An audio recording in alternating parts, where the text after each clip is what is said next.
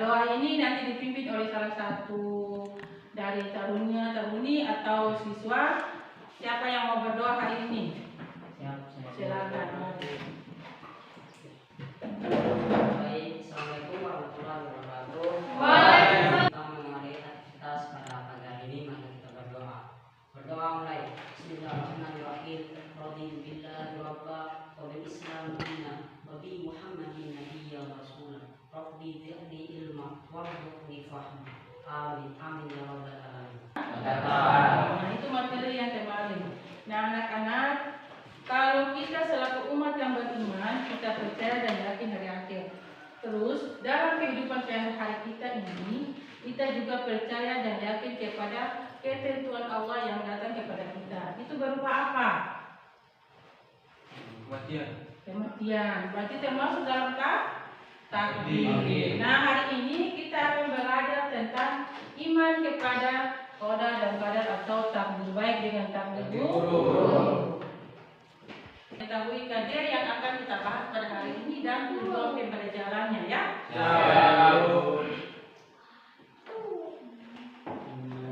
Materinya itu iman kepada qada dan qadar.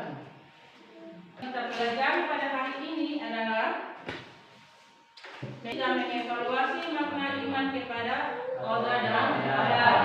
Ibu akan bagikan materi dulu kepada kalian. Pertama itu, setelah mengikuti proses pembelajaran, peserta didik diharapkan dapat 1.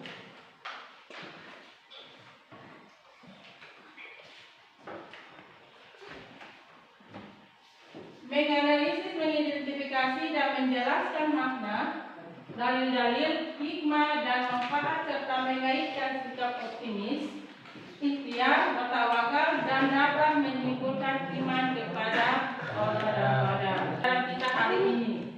Jadi kita bisa dapat apa? Menganalisis, mengidentifikasi, terus menjelaskan makna yang terkandung dalam iman kepada qada dan qadar tadi ya.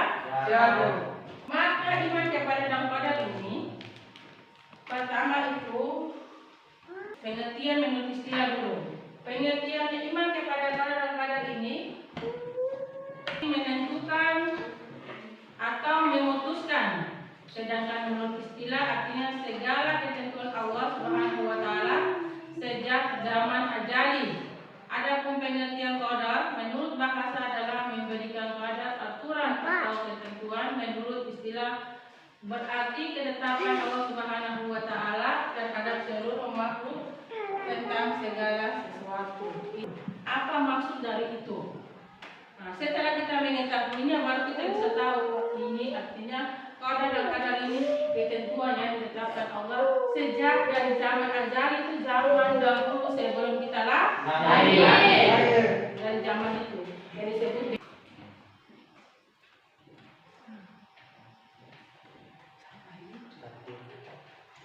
bisa?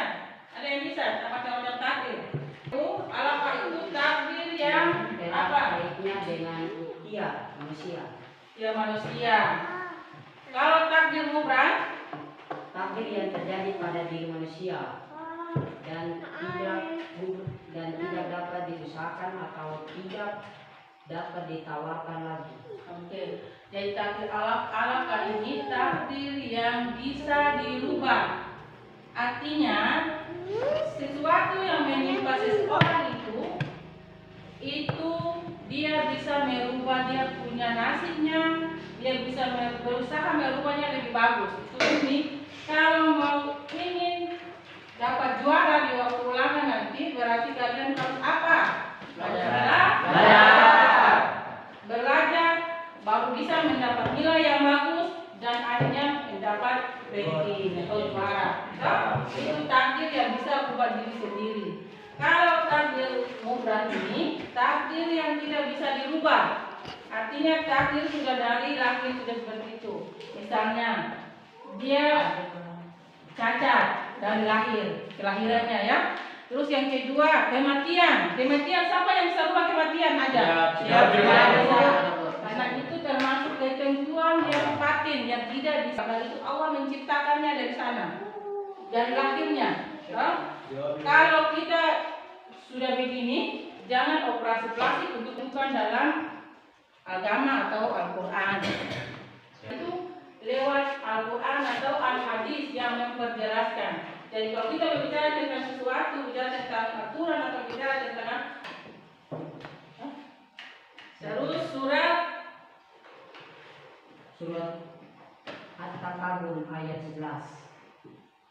yang kedua itu surat At-Takabur ayat 11. Nah, dua ayat ini selaku contoh sebagai dasar hukum yang memperkuat iman kepada qada dan qadar tadi. Ya, kalau kita bicara qada dan qadar, manakah punya dasar hukumnya? Mana itu dasar hukumnya? Berarti kita tunjukkan dasar hukum yang terdapat dalam Al-Quran. Salah satu atau semuanya adalah At-Takabur ayat 11 dan surat Al-Qamar tadi. Berarti orang tahu dan yakin betul bahwa itu betul. Di dalam Al-Quran juga dia mengingatkan qada dan qadar itu. Bagaimana kita mau melihat seseorang itu dia meyakini bahwa qada dan qadar itu ada pasti terjadi kepada diri seseorang, berarti harus tahu tanda-tandanya. Tanda-tandanya itu pertama, memiliki kesadaran yang tinggi dalam menyadari dan menerima kenyataan hidup. Itu harus ada dalam diri seseorang yang mempercayai dan meyakini iman kepada qada dan qadar tadi. Kenapa? Kalau dia mempunyai kesadaran, kalau musibah yang terjadi kepada seseorang, misalnya itu kebakaran, kan, atau kematian bagi orang yang dia cintai, berarti dia harus sadar, dia harus tabah menerima apa yang sudah terjadi. Ya, Kan? Bisa paham kan? Itu tentang tanda-tanda dari orang yang percaya kepada qada dan qadar. Yang kedua, menerima segala sesuatu dengan penuh kesabaran. Otomatis, kalau orang yakin dan percaya, berarti dia sabar menerima semuanya. Entah itu apapun yang terjadi di dia punya diri, berarti dia menyadarinya dengan sungguh-sungguh. Yang ketiga, senantiasa berusaha dan tidak mudah menyerah. Berarti dia sikapnya optimis. Optimis itu dia percaya diri untuk mau melaksanakan sesuatu. Dia tidak bersifat pesimis. Artinya kalau dia bersifat pesimis, maka dia tidak mau melaksanakannya. Dia ragu-ragu. Yang lain, toh misalnya seperti itu. Itu artinya sifat pesimisnya. Tapi kalau di sini dia harus optimis. Dia selalu berusaha dengan giat untuk mau mencapai sesuatu. Yang berikutnya itu memiliki sikap optimis dan tak pantang menyerah. Sama seperti yang tadi. Itu tanda-tanda orang yang meyakini dan mempercayai iman kepada Allah. Nah, yang berikutnya ini anak-anak, hikmah beriman kepada qada dan qadar. Jadi setelah kita mengetahui pengertiannya, apa itu iman kepada qada dan qadar, terus kita mengetahui dalil-dalilnya, terus maksud dan tujuannya, yang itu hikmah yang kita ambil dari kita mempercayai iman kepada qada dan qadar lewat pelajaran ini, ya? Ya, betul. Dari sunnatullah. Artinya kita melakukan sesuatu itu pasti sudah ada ketentuannya. Yang kedua, semakin termotivasi untuk senantiasa berikhtiar atau berusaha lebih giat lagi dalam mengejar cita-cita. Jauhnya itu kalian diskusikan dengan teman dalam kelompok agar mendapatkan materi atau wawasan lebih jauh lagi tentang iman kepada Allah. Bisa ya? Siap. Oke, kalau begitu kita sekarang mau membagikan kelompok dan beberapa kelompok agar bisa membahas. Nah, sekarang silakan bergabung dengan kelompok masing-masing. Jadi bahan.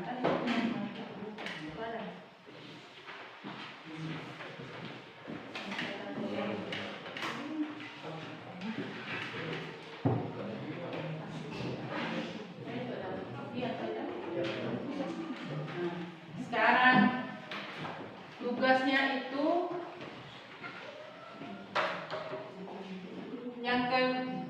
materi yang ada dalam buku atau kopian itu diringkas dan dijelaskan tentang iman kepada qada dan qadar tadi, ya.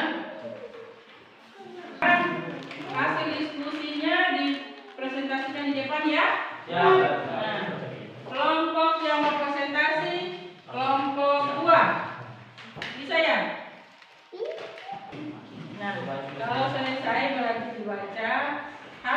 dari diskusi tadi? Depan. Nanti satu orang. Assalamualaikum warahmatullahi wabarakatuh. Waalaikumsalam warahmatullahi wabarakatuh.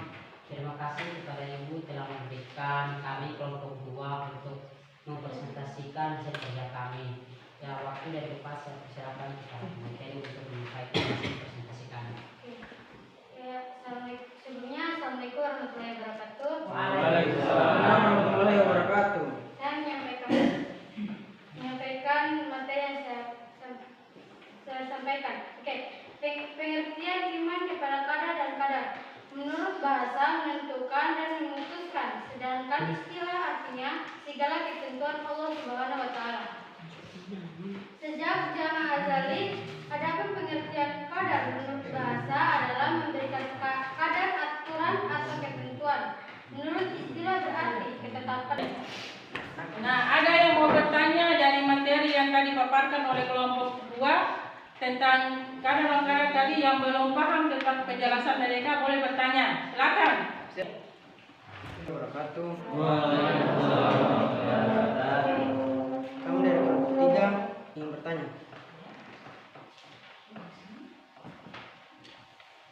Coba ungkapkan dalil atau dasar hukum yang menjelaskan hari kiamat.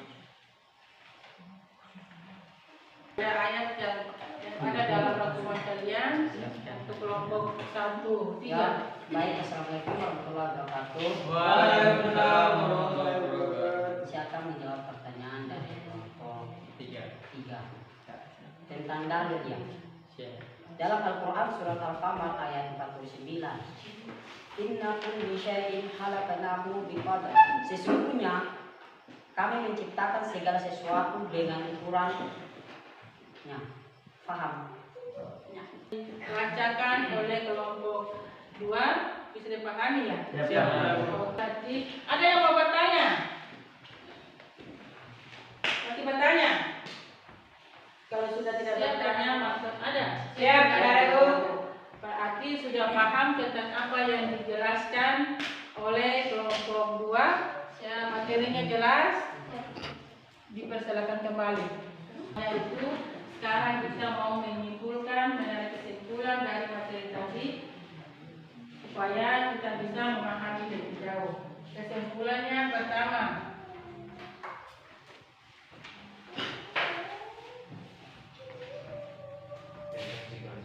qadar dan qadar itu pertama, iman kepada qadar dan qadar artinya percaya dan yakin dengan sepenuhnya hati bahwa Allah telah menentukan tentang segala sesuatu bagaimana. Nah, yang keduanya itu apa? Ketetapan Allah Subhanahu wa taala dan Jadi yang ketiga kepada qadar dan iman. Keempat sih dari materi tadi, apakah kalian sudah paham atau belum? Siap, sudah. Paham saja ya. Siap.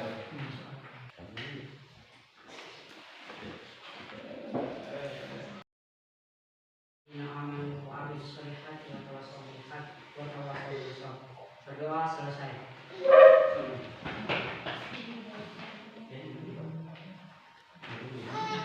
Ketemu kita nanti kita bertemu kembali di minggu depan dengan Siap. materi yang berbeda. Doanya salam